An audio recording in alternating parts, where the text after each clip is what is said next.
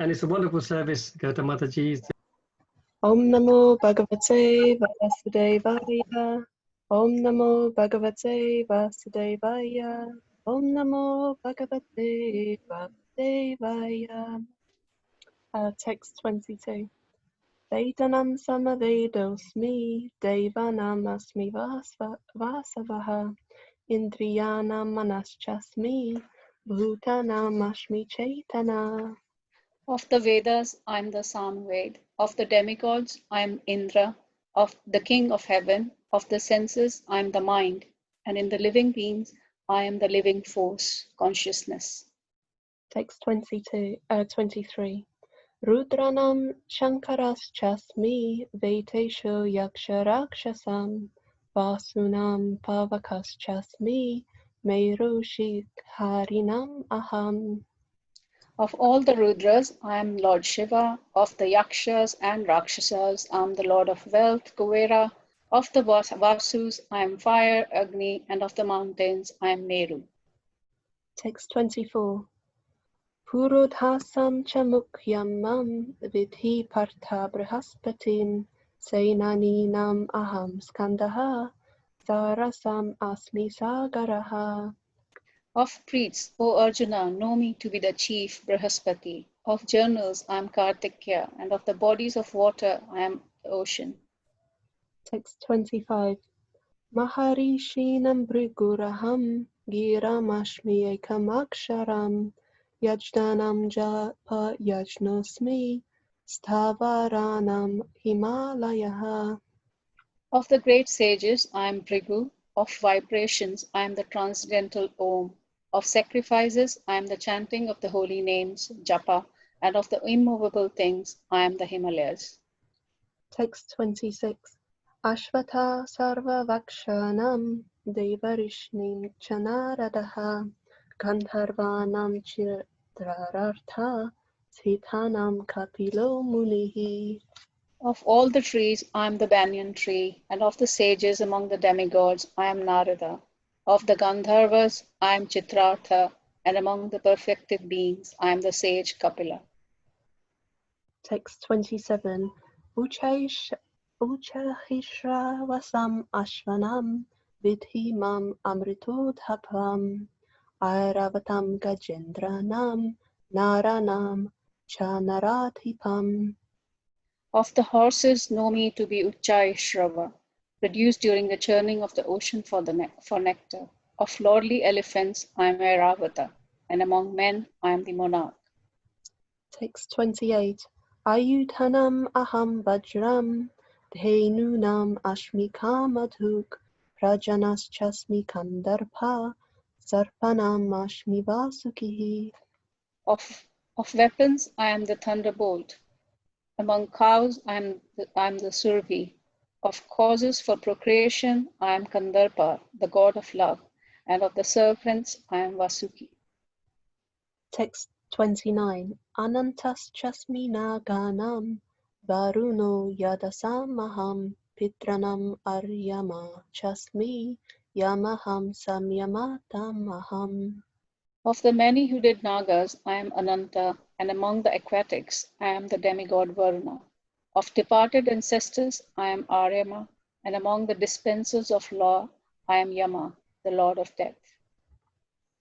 Text 30. Prahladascha daityanam kalayatam maham mriganam chamrajendro. Sorry if I'm Vainasya chapakshinam. Among the Daityas, demons, I am the devoted Prahlad. Among the subduers, I am Time. Among beasts, I am the lion. Among the birds, I am Garuda. Text 31. Pavana pavatam nashmi ramaha shastrabritamaham jasanam mokaraschasmi srutasanavi. Of purifiers, I am the wind. Of the wielders of weapons, I am Rama. Of fishes, I am the shark. And of flowing rivers, I am Ganges. I am the Ganges.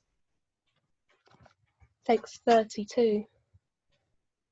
Saganam adirantascha madhyam chaiva hamarjuna adhyatma vidya vidyanam vadaha pravadatam maham. Of all the creations, I am the beginning and the end, and also the middle, O Arjuna. Of all sciences, I am the spiritual science of the self, and among the logicians, I am the conclusive truth. Text 33. Aksharanam akarmasmi dvandvaha samasik kashya cha aham evakshaya kalu dhataham vasvato mukaha. Of the letters, I am the letter A, and among the compounded words, I am the dual compound. I am also inexhaustible time, and of the creators, I am Brahma. Text 34. Mrityur sarva haraschaham udbhavascha bhavaishyatam kirti srirvakcha narinam smritir medhadriti kashama. I am all devouring death, and I am the generating principle of all that is yet to be. Among women, I am fame, fortune, fine speech, memory, intelligence, steadfastness, and patience. Text 35. Vrihadsama tahatsamnam gayatri chandasamaham mashanam margasrishyoham rutnum kashumakaraha. Of the hymns in the Samaved, I am Brihat Sama, and of the poetry, I am the Gayatri. Of the months, I am Marg Shri Sirsha, November, December, and of the seasons, I am flower bearing spring. Dyutam chalayatam asmi tejas tejasvinam maham jayosmi vyavasayosmi sattvam sattvatam aham. I am also the gambling of cheats, and of the splendid, I am the splendor. I am victory, I am adventure, and I am the strength of the strong. Text 37. Vrishninam vasudevasmi pandavanam dhananjayaha muninam apyaham vyasaha kavinam ushana kavihi. Of the descendants of Vrishni, I am Vasudev, and of the Pandavas, I am Arjuna. Of the sages, I am Vyasa, and among the great thinkers, I am Ushana. Text 38. Dando damayatam asmi nitirashmi jigishapatam monam chaivasmi guhyanam jnanam jnanavatam maham. Among all means of suppressing lawlessness, I am punishment, and of those who seek victory, I am morality. Of secret things, I am silence, and of the wise, I am the wisdom. Text 39. Yachapi sarvabhutanam bijam tadahamarjuna natanasti vina yatsyam maya bhutam characharam. Furthermore, O Arjuna, I am the generating seed of all existences. There is no being, moving or non-moving, that can exist without me. Text 40. Natosti mama divyanam vibhutinam parantapa Aisha tudeshataha prakto vibhuter vishtaro maya. O mighty conqueror of enemies, there is no end to my divine manifestations. What I have spoken to you is but a mere indication of my infinite opulences. Text 41. Yad yad vibhutimat sattvam shrimad urjitameva va tad tad eva vagachatvam mamo tejam sambhavam. Know that all opulent, beautiful, and glorious creations spring from but a spark of my splendor. Text 42. Adhava bahunetena kim gyatena tavarjuna vistabhyaham idam krishnam ekam shena sthito jagat. But what need is there, Arjuna, for all this detailed knowledge? With a single fragment of myself, I pervade and support this entire universe. Om Tat Sat. Iti Srimad Bhagavatam Gita ch10. Brahma Vidyayam Yoga Shastre Shri Krishna Arjuna Samvade Vibhuti Yoga Nama Dashamo Adhyayaha. Hare Krishna. Thank you. Hare Krishna. Hare Krishna. Thank you so much, Gata Mataji and Maitri Mataji. Very, very nice. Excellent pronunciations and all that. Fantastic. So let me share, unshare that one first.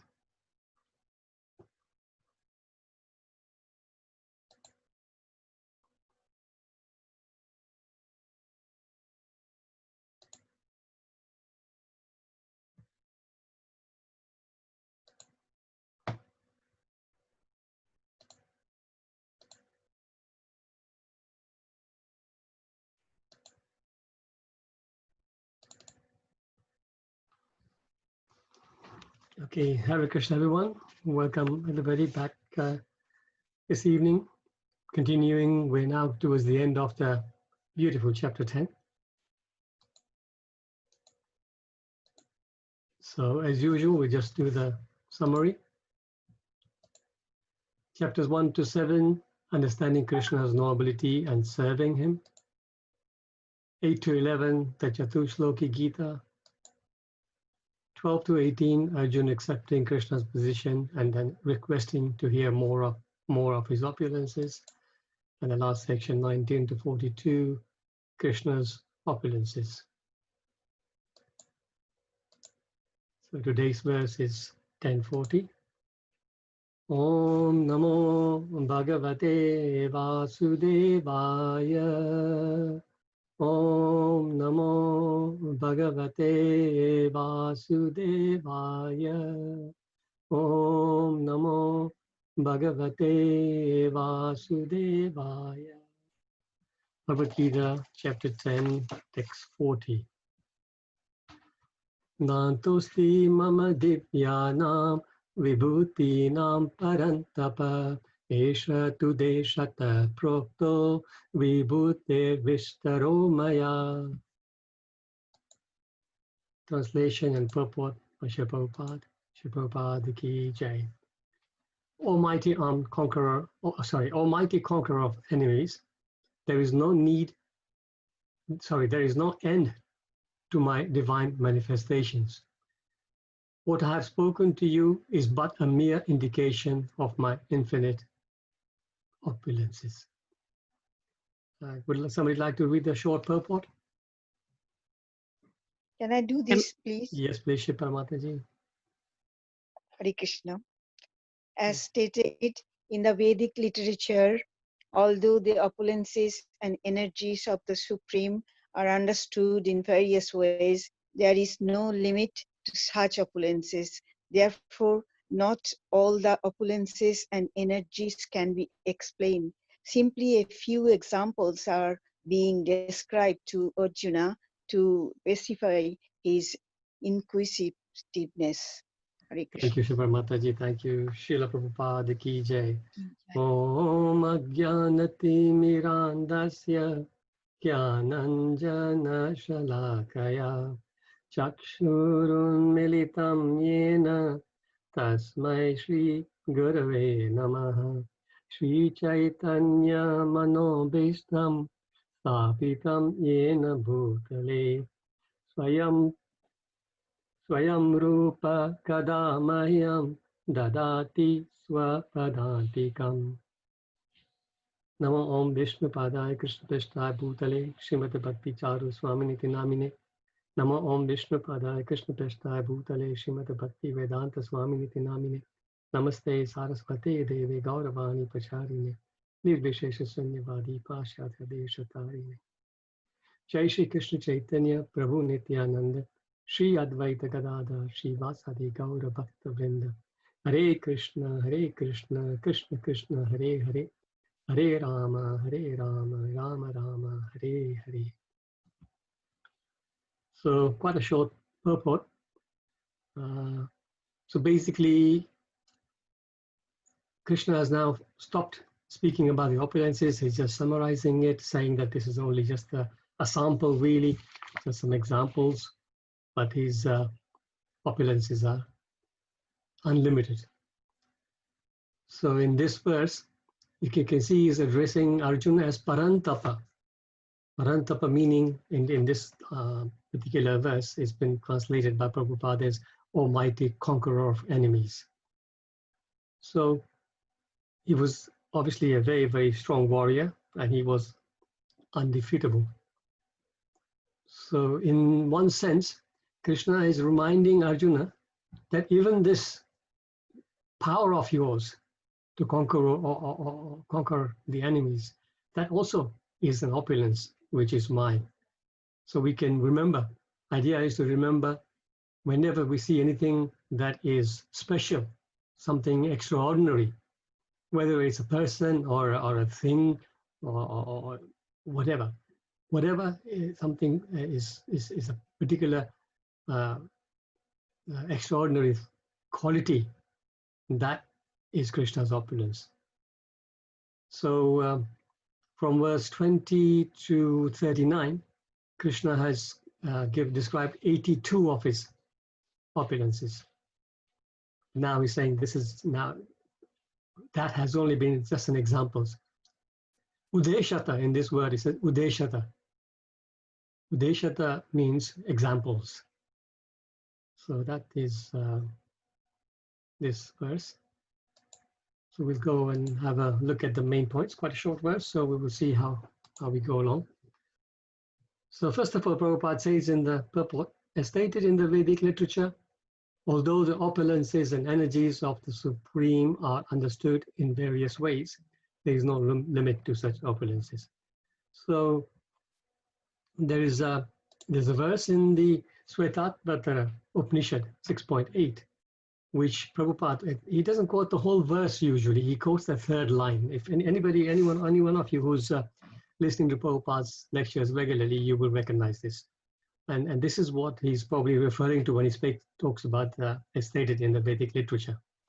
So this verse is Natasya karyam karanam cha vidyate natat samashabhyatikas cha drishyate parasya shakti vividaiva shruyate swabhaviki jnana bala kriyacha. So that sentence, Parasya Shakti Vividhaiva Shruyate, that refers to Krishna's unlimited and varied opulences and energies. So that we will hear quite a lot in Prabhupada's lectures. Very nice translation to this verse. Maybe one of you can read the translations, please. Yes, Prabhuji. Okay, Sanjay Mataji, you can go. You can. Narayan, the Supreme Personality of Godhead, is almighty, omnipotent. He has multifarious energies and therefore is able to remain in his own abode and without endeavor supervise and manipulate the entire cosmic manifestation through the interaction of the three modes of material nature, Sattva-guna, Rajoguna, Tamoguna. These interactions create different forms, bodies, activities and changes which all occur perfectly. Because the Lord is perfect, everything works as if he were directly supervising and taking part in it. Hare Krishna. Thank you, Sanjay Mataji. Yes. So you can see such a powerful word is explaining how Krishna is happily playing his flute. You can see in this picture, it's not a small one, not sure how clear it is, but you can see Krishna in his spiritual world, he's just happily playing the flute. And then the three modes of nature, they are working away. So when Krishna sets the whole creation into motion, just by his glance, he gets everything moving, and then everything is taken care of. He doesn't have to get involved at all directly. So the example can be, for example, a large company, any large company, you may have a situation where the boss is out in the afternoon playing golf, right? But his offices, his factories, they're all working away, churning away whatever goods he's making, and everything is working. So he doesn't need to be there personally. Everything is he has delegated the tasks to his managers and supervisors and workers, and they're all carrying on. So he can be away, he can be playing golf, he can be out on a yachting holiday with his family. Doesn't matter. the factories and the businesses go on. So similarly, the whole material nature works like this. Everything is working perfectly as Krishna has planned. See, the reason that the factories and the offices are working properly is because in the beginning, the boss has set the rules. He has set out the systems and he has put everything in motion. So everybody has to, as long as they follow the system, that company will keep on thriving. So similarly, as long as all the agents that Krishna has put into motion, not just the agents in terms of the demigods and all that, but the three modes of nature and his various other potencies and energies. They are working under his direction, but without his direct need to interact with them. So this is how the whole material nature is working, and this is how Krishna, through his various potencies, is able to manage. So here, the last line in this translation that Sandhya Mataji read, it says, because the Lord is perfect, everything works as if he were directly supervising and taking part in it. So there's a beautiful verse about this, about Lord being perfect and complete. It's not in the Bhagavad Gita, it's not in the Bhagavatam. It's one of the Upanishads. Would somebody know that verse? Very famous verse. Oh, is it something Purna Vidam, Purna? I don't know the whole thing, but it's something starting with 0 and ending with 0. Nothing, everything added still comes to 0. Yes. Your name comes. Thank you, Mataji. Your name comes up iPhone 0771. I don't know. I'm Puja Mataji. Puja, okay, Puja Mataji. Sometimes I see your name. Sometimes I just see the number. So Yeah, I don't know. Okay. Yeah. Thank you. That's exactly. Ishopanishad. Exactly. Ishopanishad, and it's the invocation before the verses start. This is the Om invocation. Purnamada Purnamida. Yeah. Purnamidam Purna. Om Purnamada Purnamidam Purnat Purnamudachyate Purnasya Purnamadaya Purnameva Vasishyate. Beautiful verse. And this explains how the Lord is perfect. So again, somebody else can read this translation, please. Can I read, Prabhu? Yes, please, Shabani Mataji. Yeah, Prabhuji. Thank you, Prabhuji. The personality of Godhead is perfect and complete, and because he is completely perfect, all emanations from him, such as this phenomenal world, are perfectly equipped as complete wholes. Whatever is produced of the complete whole is also complete in itself, because he is the complete whole. Even though so many complete units emanate from him, he remains the complete balance. Jai. Thank you, Shabani Mataji. So such an important piece of information.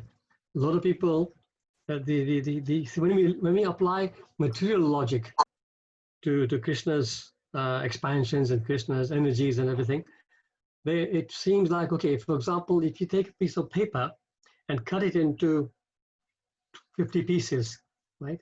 Imagine an A4 piece of paper which you've just taken and ripped it up into 50 pieces. So all you've got left now is those 50 pieces. That paper is gone, right? This is the material reality. So, but in Krishna's situation, because the spiritual world works under a different dimension, he is expanding in innumerable forms. And his energies are all over the place in all the universes. Yet he remains complete. So he says two important things here. That whatever is produced of the complete also is complete itself.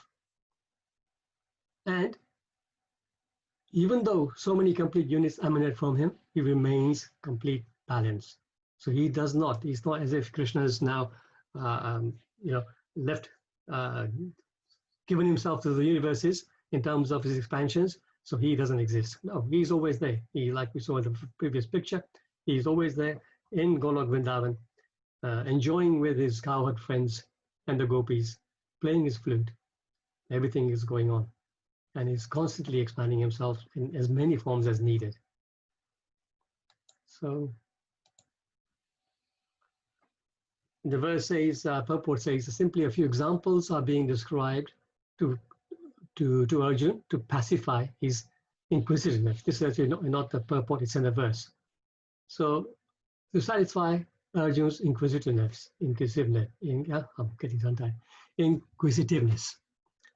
So we will look at the two questions that Arjuna asked just before Krishna started to list his opulences. The first is, so it's actually 17 and 18, text 17 and 18.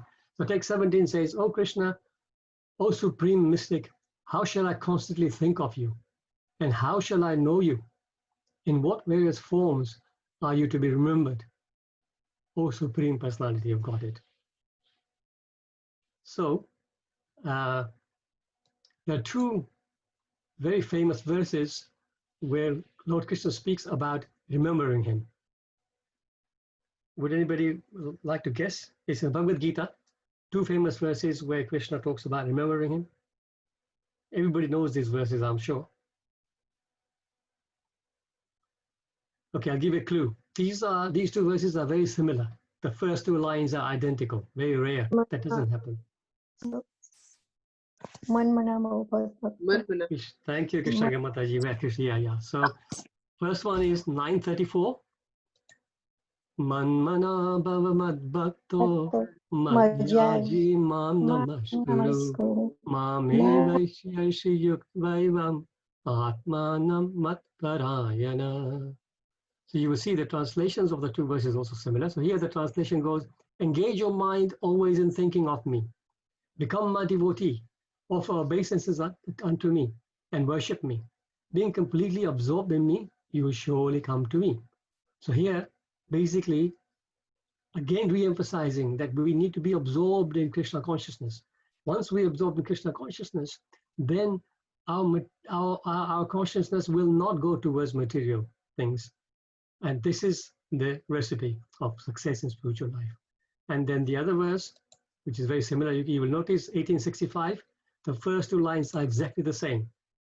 Manmana bhava madbhakto madhyaji mam namaskuru mame vaishyashi satyante pratijane priyosime. So even the third line, just the last two words are different here. Otherwise, it's the same. Fourth line is, of course, different. So here, very similar translation. Krishna says, always think of me, become my devotee, worship me, and offer your homage unto me. Thus you will come to me without fail. I promise you this because you are my very dear friend. So again, emphasizing the fact that we need to always be thinking about him. And that is the reason why in text 7, text 9, and text 10 again, Krishna is giving all his opulences. This is how we can remember Krishna. Anything, so in the text 10, he's generally speaking about the opulences. So anything that is great and extraordinary, we can think about Krishna. And 7, Krishna talks about, I am the taste in water, etc., etc. I am the light in the sun and the moon. So all those things.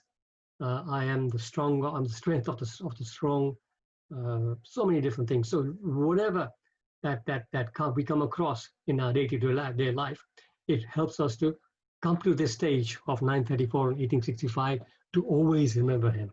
Always, and actually when you look around, he's everywhere. Krishna is everywhere in terms of his energy and his opulences. So we can always remember him. One time, one person stood up and Prabhupada's class, and he said, Prabhupada, have you seen God? So Prabhupada first of all says, what difference does it make to you if I've seen God or not? And then he says, of course I've seen, I'm seeing God now. Are you not seeing God? He's everywhere, he's around you. Look around you, God is everywhere. And then he turns around to the deities and he says, there, he's there in front of you. Are you not seeing him? See, people who see the deities just as marble or wood or whatever, they of course cannot get this rasa. But Prabhupada and pure devotees, they don't see the murtis as murtis. They see them as a Supreme Personality of Godhead. And not just that, but they will see everything around connected to the Supreme Personality of Godhead with his opulences, with his energies. One time, again, coming back from a morning walk, it was about 8:30, 9 o'clock, a nice, beautiful summer's day. And Srila Prabhupada turns around and he's looking at this building, and this is the temple building, and he says, "Do you see what I can see?" And all these devotees are wondering, what is Prabhupada seeing? Again, he says, "Do you see what I see?" And he says, everybody says, "No, Prabhupada, what do you mean?" And he says, "It's 8:30 in the morning, the sun is out brightly, and that light in the room is still on. We are wasting Krishna's energy." See, so even in that, he saw Krishna. He connected that energy. He didn't say, "Oh, we're wasting electricity, we'll have to pay the bills." No, he said Krishna's energy. So like this, anything that is around us, we can connect with Krishna and remember him. Then we will, because the purport in this particular text is so short, so we're basically just trying to churn whatever little purport information he's given us. So two very famous verses about remembering him at the time of death. Anybody know these two? And we've done them recently. It's in the 8th chapter. Antakale chama meva mukta smaran ke kalevaram. Is that everybody? That's the one. Who was that? I didn't see your name come up. Rajshri. Rajshri Mataji, wonderful. Antakale chama meva smaran muktva kalevaram yah prayati samadbhavam yati nashriyata samshaya. So, and whoever at the end of his life quits his body, remembering me alone, at once attains my nature. Of this, there is no doubt. So this is Krishna's guarantee. He says there is no doubt about it.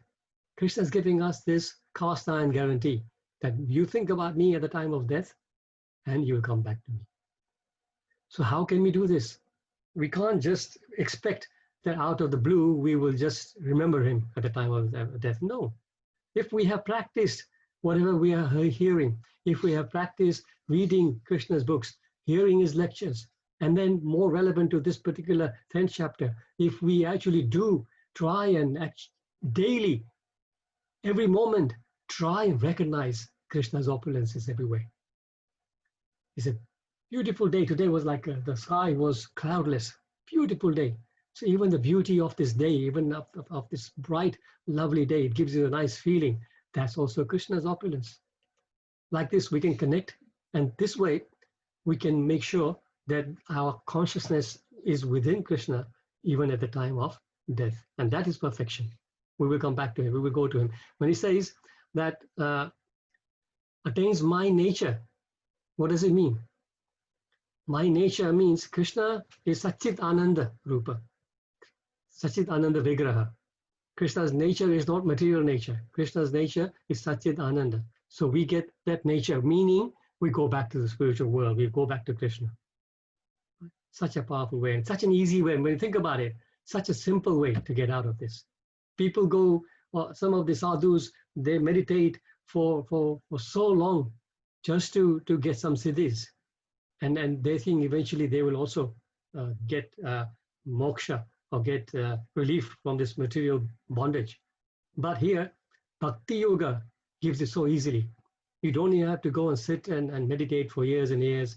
You simply have to get into the practice of remembering Krishna. Just getting our consciousness, nothing else. Get our consciousness in the right way, right frame, and then we are set. As simple as that. Prabhupada often used to say that devotional service is very, very simple, but sometimes we make it complicated for ourselves. And the other verse, which is relating to end of life and remembering, it is the very next verse actually.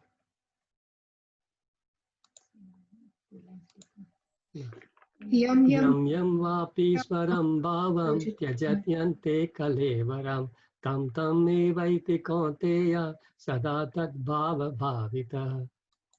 So here he says, whatever state of being one remembers when he quits his body, O son of Kunti, that state he will attain without fail. So again, remembrance. If you're remembering Krishna's opulence, if you're remembering Krishna's form, if you're remembering Krishna's pastimes, then you're in that state, you're remembering Krishna's state. But if you're not, if you're remembering something material, and this is the problem with most of the persons when they're leaving their body. Radhakanta Prabhu often gives this example. He said, because he was often called when somebody was leaving their body, he would be called to do some prayers. And he gave examples of two stark differences, how he went to a Karmi house when he was called. He was a friend of a devotee, so they said, please come. So he went. And this person who was about to leave the body, he was still conscious, but he was thinking about his family. He was thinking about, okay, where is my daughter? When is she arriving? Somebody was coming from USA or something like that.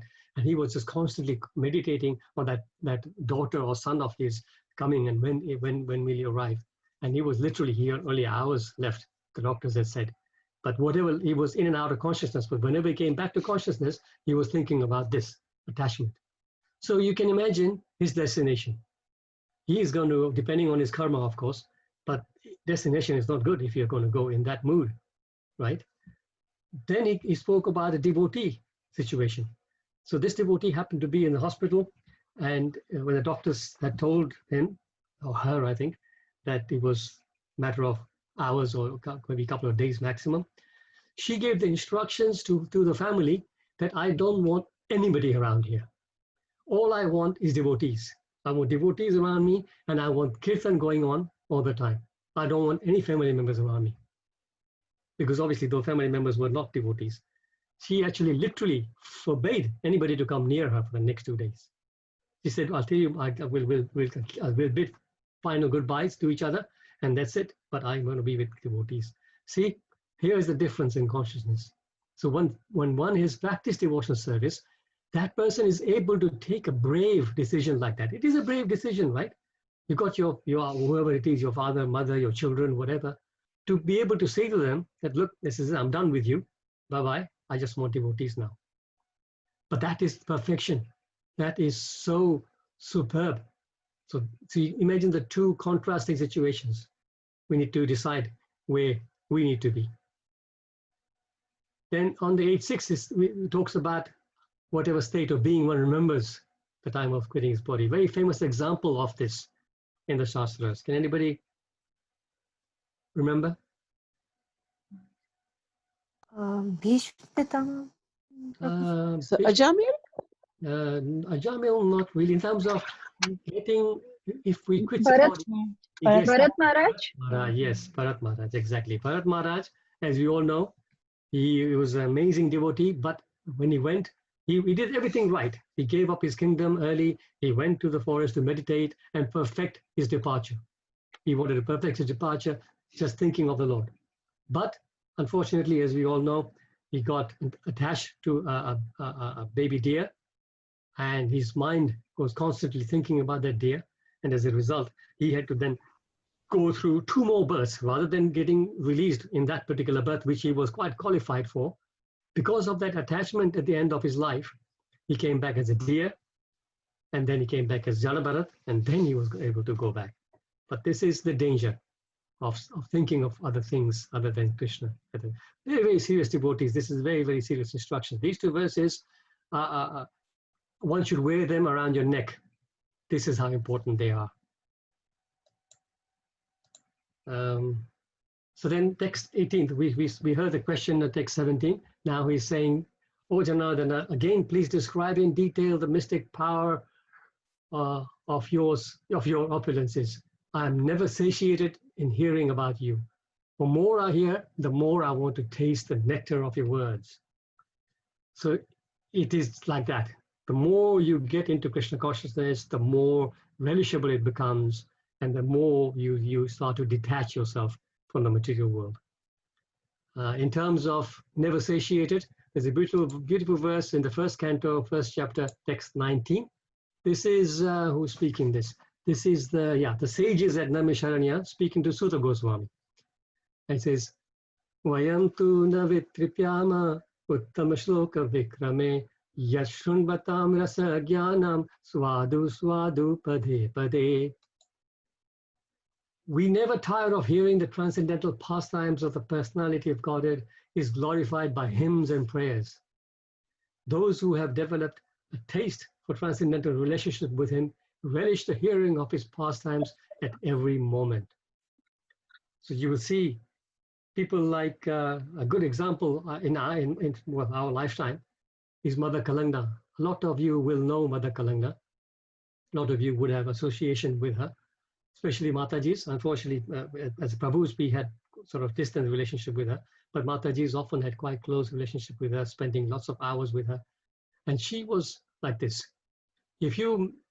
First of all, she never spoke about anything different. She would always speak about either Krishna or devotees or devotional service.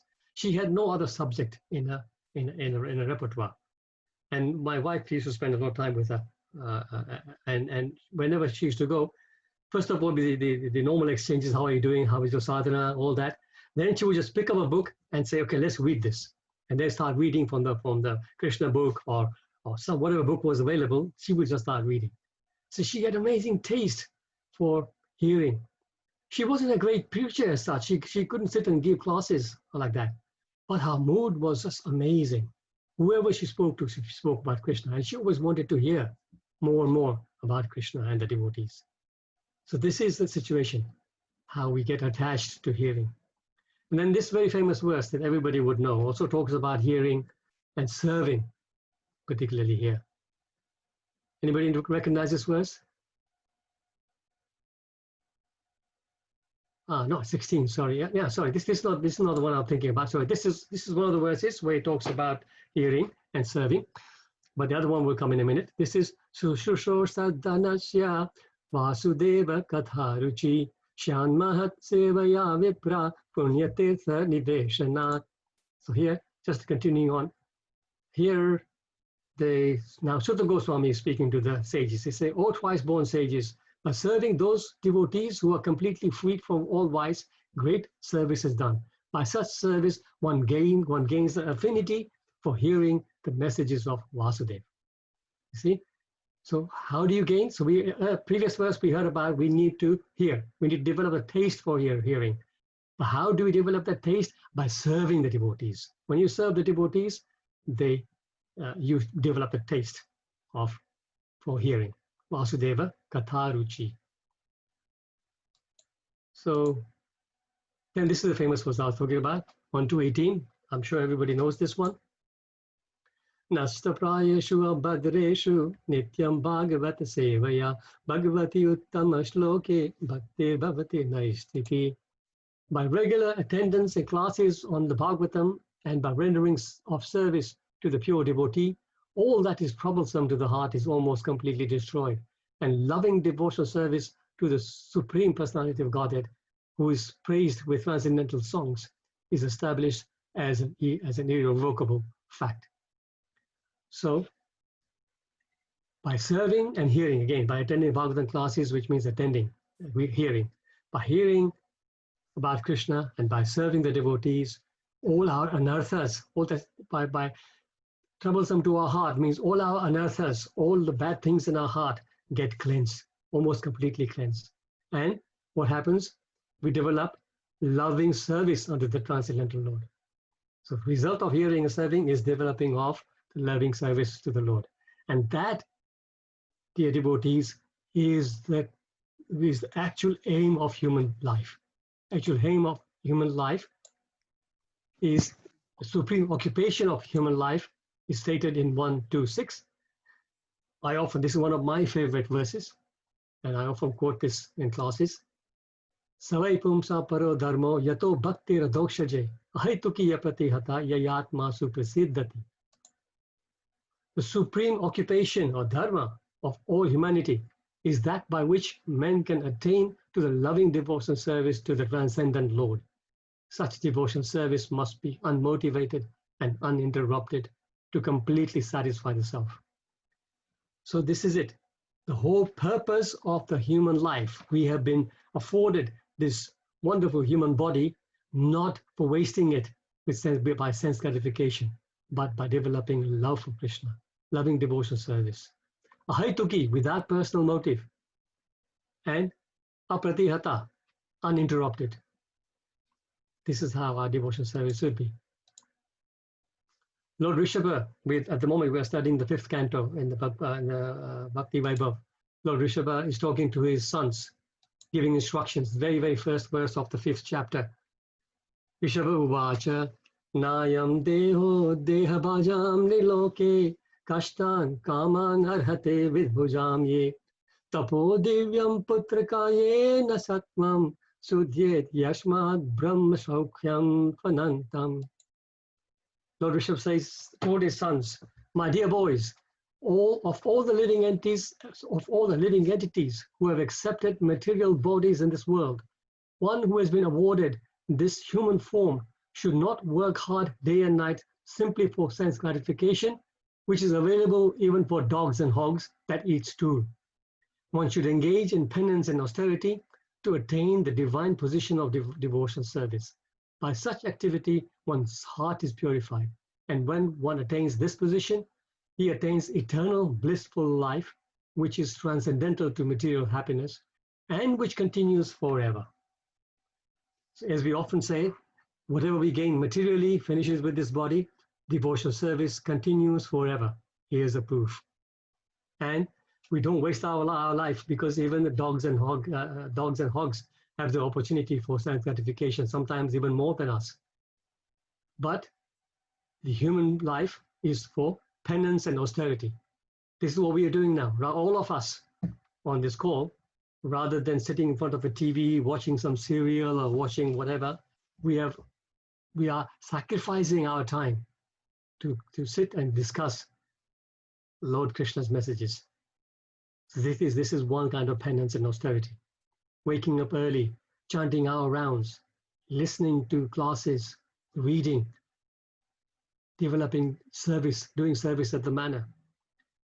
All that is austerity and penance, and this is what the human life is meant for. So I think we will end here. There was one more slide was I was going to speak about a famous personality who perfected his life by hearing and serving, and that is, anybody recognize this one? Narad Muni. Narad Muni, exactly. Narad Muni. This is Narad Muni. At the end of the Chaturmasya, the sages are about to leave, and Narad Muni, because he was serving them, he fell in love with them, wanted to go with them, and this sage here is saying, no, stay here, look after your mother, mother needs you. But by hearing and serving these devotees, he perfected his life, and he became Narada. He was only a Dasi Putra, he was only a maidservant's son at that time. But then his previous life. Sorry, Krishnagi Mataji. That was in his previous life. Exactly. So in his previous life, he was only a maidservant, my maidservant's son. But in the next life, he became Narad Muni, such an exalted devotee. Before we finish, there's two quick things I wanted to mention. There are a lot of people here who may be new, so I want to just remind people about a service we have at the manor, the mentorship system. So the mentorship system is meant for like-minded people to come together regularly, once in 2 weeks usually, and meet for an hour or 2 hours, and there's a set program. You will discuss Prabhupada's books, you will discuss about some verses, etc. So it's a very nice way to make progress together with a group of people. So if anybody wants to know about the mentorship system, the minimum criteria is you must be chanting 4 rounds. If you're chanting 4 rounds, you're eligible to join this system. It's a wonderful system to sort of regularize your progress in Krishna consciousness. So if you're interested here, this will be on the slides that I sent you. There's an email address there that you can actually write to us about. And one more thing, just reminder to everybody, I'm sure a lot of you are participating, the Bhadra campaign. We now got almost the last 4 weeks. We need everybody to participate. If any of you hasn't got a Bhagavatam set at home, Srimad Bhagavatam is none different than Lord Krishna himself, and to invite Srimad Bhagavatam into our homes for the Bhadra campaign is very, very auspicious. So if any one of you hasn't done it, if you haven't got it in your home, please contact me. If you want to sponsor one, if you have got one already, you can sponsor one, which means it will be then given to either the prisons or the hospitals or libraries like this. Somebody else will benefit. So you have options to sponsor it or to give. So like this, I hope that any one of you feels inspired, please get in touch with me so so we can do something about it and all get benefit. Also on the 2nd of September, which is actually the day of the Bhadra Purnima, there will be a huge yagya in Naimisharanya. That's the place where this Bhagavatam was spoken by Sutta Goswami. So in Naimisharanya, there will be a huge yagya performed, and the names of everybody who is sponsored or invited Bhagavatam to their homes will be chanted, will be mentioned in that yagya. So please do participate. Thank you, devotees. We'll end the slides show here, and I welcome any comments, questions, etc., etc. Hare Krishna, Prabhu. Hare Krishna, Mataji. I think just a quick question. I don't know the full story, but there was a Brahman, on his last. He just said that Narayan, his son's name. Ah. Yeah. Yes. Could you just refresh that story, please? Because I've forgotten that story, Prabhu. Yes. Very, very famous story. Ajamil story. So Ajamil, I'll just quickly recite it. It's a long story, very relatable story, but we'll just quickly recap it. Ajamil was son of a Brahmana, and he grew up, while he was growing up, he grew up in a Brahmana home with all the right bringing up. He was brought up very nicely as a proper Brahmana boy, doing all the Vedic ceremonies and everything. So he was a very nice devotee. But one time, he went to the woods to collect wood in the forest to collect the woods, and he got attracted by a prostitute. And he, at that time, I believe he was already married, but he left his wife and married this prostitute, ruined his life completely. He gave up all the Brahmanical rituals. He did all sorts of this prostitute was very demanding. So to satisfy her needs, he fell low down to even stealing and doing all sorts of abominable things. But one good thing that happened was that one of his youngest, I think he had 10 or 12 sons with this lady, but one of his youngest sons, the last son, was named Narayan. There's also a little background about that, but we won't go into it. But because he was named Narayan, when it was time for him to die, the Yamadutas came. And he was so scared, he started to scream, Narayan, Narayan, but he was calling his son actually. But just by calling the name Narayan, he got delivered. So Yamadutas were there, but then Vishnudutas came, and they said that anybody who calls the name of our master, Narayan, you can't touch them. This way he was saved, and then he got a chance again to perfect his life. He rectifies his life, and later on he got proper mukti. So that is a show. Thank you, Prabhu. Thank you. Krishna Prabhuji. Hare Krishna, whoever it is. It's Jolie. Hello, Jolie Mataji. Hello. I'm following the verses you mentioned, 1865 and 1934. Yes. Krishna talks about remembering him. Somehow I'm a bit confused about he offers favors to Arjuna because he's his friend. Okay. Does Krishna consciousness encourage this kind of relationship? So yes, I just wondered, because do we favor our friends more than others? Good idea. Good question. Jolie Mataji, this is a wonderful question actually.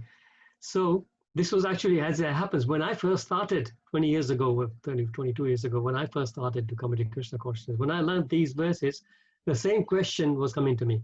My question was, my feeling was that, look, of course, Krishna is saying all this to Arjuna because he's his friend, and he will do all this. He will make sure that he gets delivered. But we are not his friends. So what about us? So is Krishna being partial? So firstly, Krishna says he's impartial. But at the same time, he is partial to his devotees. And the example Prabhupada gives is that as a father or a king, maybe a king, he is impartial. So he is equal to everybody. But he has special feelings for his own children, right? That is natural. It is not something that, it's not that the king is being partial to his sons. That's just natural. He would have more affinity towards his sons. Similarly, Krishna, although he's impartial, He gives all the natural facilities, everything. The nature is given the food, the air, the water. He is not reserving only for the devotees. He is giving that to everybody. But devotees who come closer to him, of course, they are more dear to him. So here, Arjuna is his friend. But Krishna says in the 9th chapter, 9, 27 or 27. Yat karoshi yadasnasi yajoshi dadasi yat yeah, is that the same one? No, the next one, I think. Anyway, that verse 929 actually, 929. It says, whoever is my whoever is my devotee is my friend. So if we become a good devotee, we are Krishna's friend. We are same as Arjuna. So Yeah. this is it. This is the secret. Become a devotee. Become a pure devotee of Krishna, and you are in the level of Arjuna. Then he will look after us. Hare Krishna. And can I just ask another simple question? Hopefully, it's Sure. simple. When coming back to verse 8586, remembering Krishna. What if somebody is suffers dementia or is unconscious? What happens? Good. Again, excellent question. Excellent question. Krishna says that if for whatever reason, if my devotee is not able to remember me at the time of death, I will remember him. Krishna doesn't forget. Krishna is not forgetful like us. So any service, devotional service we have done for him, because there may be situations where you may be unconscious at the time of leaving your body, right? If you had an accident or maybe having an operation, it goes wrong or something, you're not in consciousness. So we would wonder, how will you think about it? So two things come to this situation, right? One thing it is said that if you have been Krishna conscious all your life, you may be unconscious in terms of the outside world. So we may see this person lying on bed and we can see that he is actually unconscious. But internally, we don't know what's going on. Because his consciousness has been Krishna consciousness all his life, he may still be remembering Krishna internally. That's number one. Number two, as Krishna says, if we forget him, if we have done devotional service with our pure heart, Krishna will remember us. So there is no loss. Excellent answer. Thank you, Prabhuji. That was lovely. Thank you so much. Hare Krishna, Prabhuji. Hare Krishna. I have a question. What does it mean, twice born? I don't understand. Yeah, thank you, Mataji. Twice born. So basically, we get our first birth with our mother and father. And when we get initiated, when we take Diksha, that is our second birth. That's called twice birth. So a Brahmana is called twice birth. Usually a Brahmana is called twice born because a Brahmana has got birth by his mother and father, and that Brahmana, in a normal traditional Brahmana family, the boys would be initiated at a certain age, then that time they would become twice born. So it's a second birth.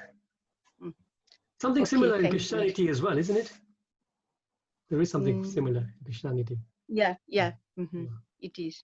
Yeah. Okay, thank you. Hare Krishna. Hare Krishna, Mukunda Hari Prabhu. This is Palika. Hare Krishna, Palika Mataji. Hare Krishna. I just wanted to mention, like you mentioned at the beginning, how Krishna, he doesn't have to do anything. He just sets everything into the system, and everything goes accordingly his desire. Yes. And you mentioned about these the boss, he goes and plays the golf, and everything is managed.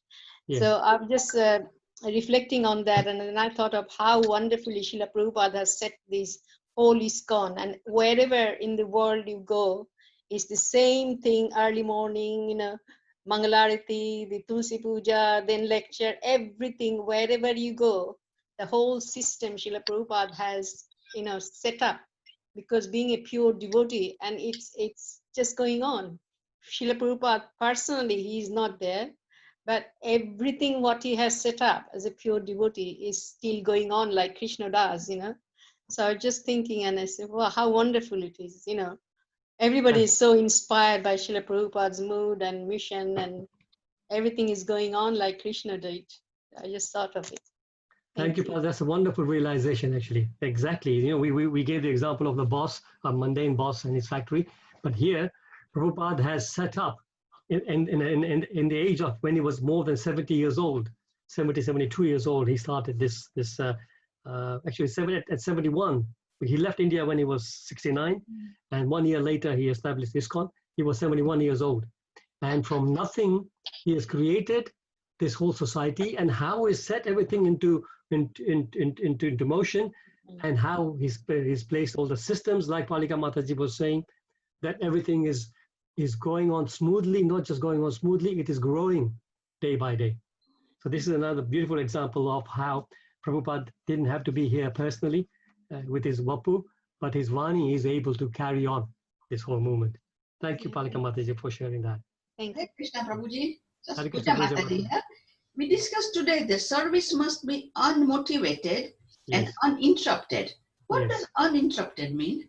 So there's two meanings to uninterrupted. Uninterrupted means that all the time, right? So the meaning of service is like this. Service could be service that you go to a temple and maybe you're doing garlands or cleaning the temple or helping with the cooking or doing a pujari service or whatever, right? So whatever, that is one aspect of service. But service also includes reading, hearing, remembering. All that is part of service, is the broader meaning of service.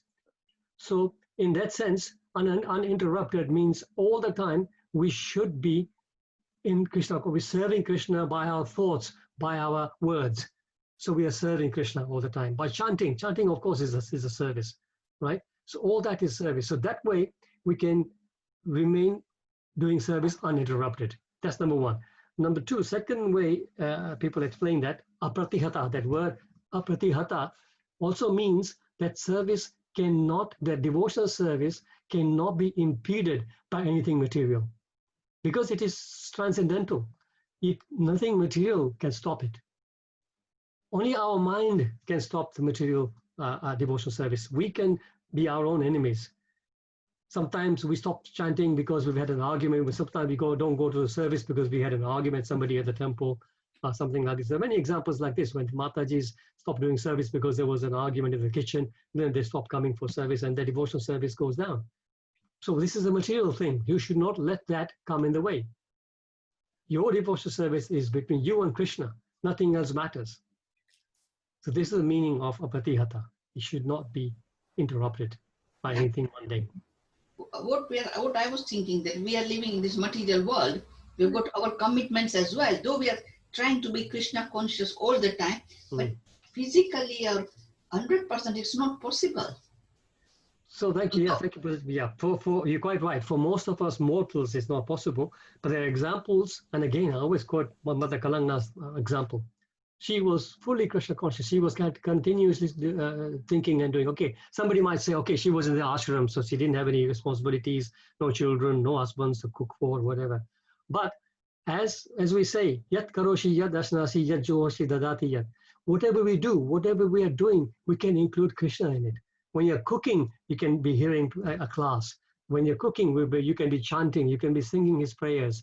So one way or the other, Krishna can be there all the time. It doesn't mean that you stop cooking. You cook, but think of Krishna. If you're cooking for Krishna, of course, you're making bhoga to offer to Krishna. That is the best, and that already is devotional service. When you are looking after your children, if we have the consciousness that, look, these are my children just in this lifetime, but these wonderful souls are on a journey like I am as well, and we have come together by Krishna's arrangement, and it's my responsibility just for this lifetime to look after them. They are Krishna's part and parcels. So that way, even looking after the children becomes devotional service. Yeah. Same with the husband. So we can spiritualize everything like this. So this way, we can be 24 hours engaged in Krishna consciousness. Yeah, very nice explanation. Thank you. Thank you. Thank you, Puja Mataji. Okay, so it's right. So if maybe we'll go to the introductions now quickly. Well, we went a little bit over time, but let's quickly do that. So